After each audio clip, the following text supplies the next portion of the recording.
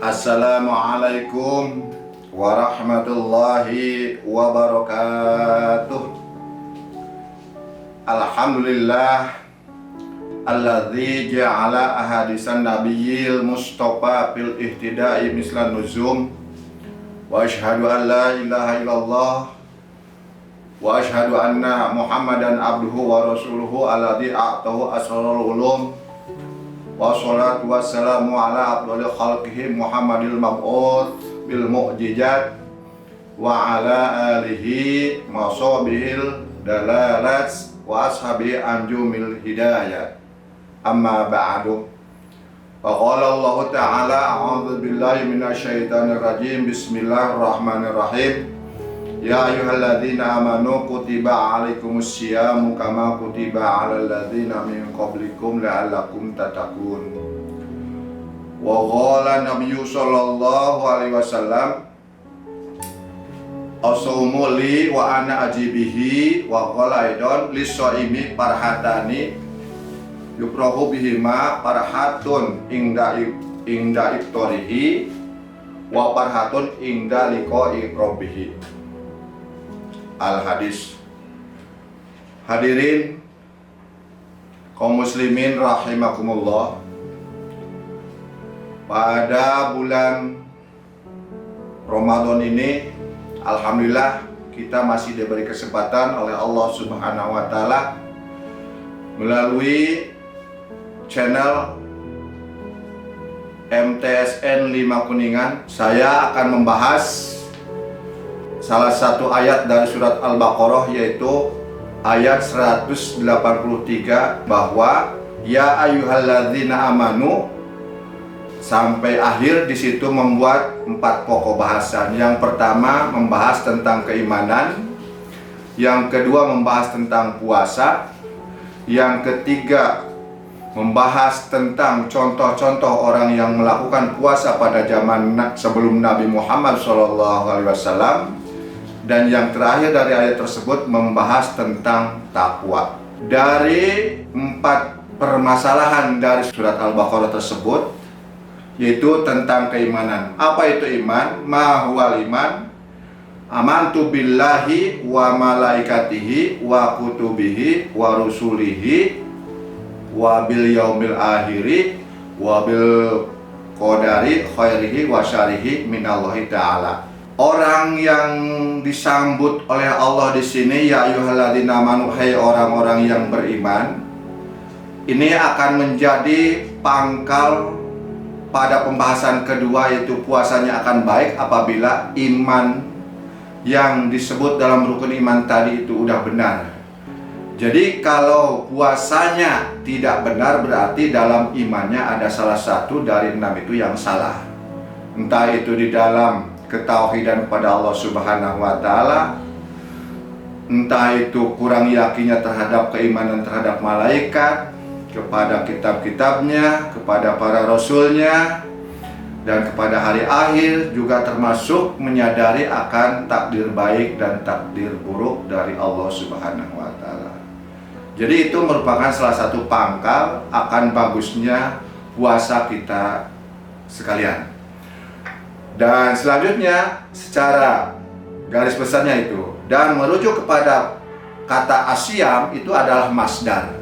Di dalam Al-Quran hanya satu disebutkan kata siam, nggak ada lagi di ayat yang lain. Pada umumnya dalam Al-Quran mengatakan kata saum. Artinya saum dalam ayat yang lain merujuk kepada hukumnya sunnah. Adapun kata siam hanya tiba di bulan suci Ramadan, tiba kepada hukumnya wajib, makanya pakai masdar kata siam. Siam bahasa kitanya adalah soma. Jadi secara bahasa itu al-imsak, berarti menahan diri dari hal-hal yang membatalkan. Dan kita harus melaksanakan apa yang dilarang dalam puasa, dari mulai sahur atau sejak diharamkannya kita akan tiba kepada batalnya puasa sampai terbenam matahari atau waktu maghrib. Oleh sebab itu, kata puasa di sini pada umumnya kita melaksanakan sebagai puasa awam. Adapun pada umumnya ada tingkatan puasa awam, puasa khusus, puasa khususul khusus. Puasa khususul khusus kita harus menjaga telinga, menjaga penglihatan, menjaga kata-kata, menjaga seluruh anggota tubuh kita dari hal-hal yang membatalkan ganjaran puasa atau pahala puasa. Secara lahiriah memang dari hal-hal yang saya tadi sebutkan memang tidak bisa membatalkan puasa, tapi ganjarannya dipertanyakan.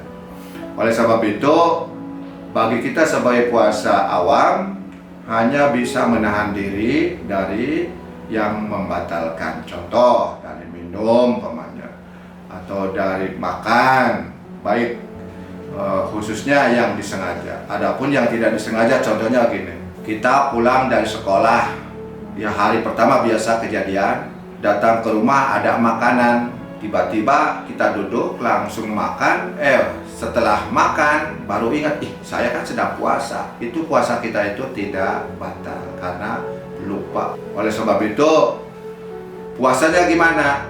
Teruskan, tidak batal. Dan selanjutnya dari surat Al-Baqarah tadi yang ketiga, yaitu kita ini puasa hanya mencontoh para nabi dan para rasul yang dahulu. Kalau boleh saya kasih contoh seperti puasa Nabi Daud aja. Kalau kita bisa sehari puasa, sehari batal, sehari puasa, sehari batal. Sejak kita taklif dikenakan hukum perintah Allah untuk melaksanakan puasa, kita rasanya nggak bakalan kuat seperti melaksanakan puasa Nabi Daud. Tapi itu adalah contoh untuk memberikan motivasi kepada kita. Jadi kita hanya dari 1 tahun 1 bulan yang diambil untuk melaksanakan puasa. Jadi andaikan ada yang merasa keberatan dengan puasa hanya 1 bulan atau 30 hari, rasanya keimanan kita perlu dipertanyakan. Oleh sebab itu, puasa diharapkan dengan ada contoh dari nabi-nabi atau para rasul yang dahulu jadi motivasi untuk kita lebih bisa mempertahankan, bisa memperkaya amalan-amalan ibadah puasa. Semacam apa? Menambah selain puasa, bisa dibiasakan tadarusnya atau membaca Al-Quran, bisa diistiqomahkannya dengan sholat tarawihnya, sholat witirnya, sholat tahajudnya. Bahkan di dalam sahur ada ayat yang mengatakan bil ashari yastaghfiruna. Jadi sebenarnya kita itu bukan disuruh sahur, disuruh makan, tapi disuruh harus banyak membaca istighfar. Sebetulnya begitu, bukan disuruh sahur. Tapi bagi orang awam nggak apa-apa. Yang jelas jangan sampai melewati batas imsak gitu. Bahkan sunnah untuk mengakhirkan sahur. Dan yang terakhir dari surat Al-Baqarah tadi, bahwa kita supaya bisa melaksanakan apa yang tadi disuruh oleh Allah terhadap orang yang beriman untuk berpuasa, dengan dikasih motivasi dari para nabi dan para rasul yang dahulu. Tujuannya umat Nabi Muhammad itu agar jadi orang yang mutakun, la'alakum tatakun, orang yang bertakwa. Jelas di sini Allah Subhanahu wa taala sebagaimana bahwa kata takwa itu adalah imtisalul awamiri wajtinabun nawahi, melaksanakan semua perintah Allah dan menjauhi larangan Allah Subhanahu wa taala. Nah, dengan puasa tersebut diharapkan ayat berikutnya di dalam surat Al-Baqarah, wa antasumu khairul lakum in kuntum ta'lamun. Berpuasalah kalian karena puasa itu lebih baik. Puasa itu lebih baik untuk kesehatan tubuh, untuk kesehatan rohani, kesehatan mental, dan lain sebagainya. Maka dengan puasa mudah-mudahan kita diberi kekuatan untuk lebih meningkatkan diri kita, mengasah diri kita, mengasah iman kita, mengasah kesabaran kita, dan lain sebagainya. Intinya jadi orang yang bertakwa kepada Allah Subhanahu wa Ta'ala. Barangkali itu yang dapat saya sampaikan. Mudah-mudahan ada manfaatnya. Kurang dan lebihnya mohon maaf bila ada susunan kata yang salah.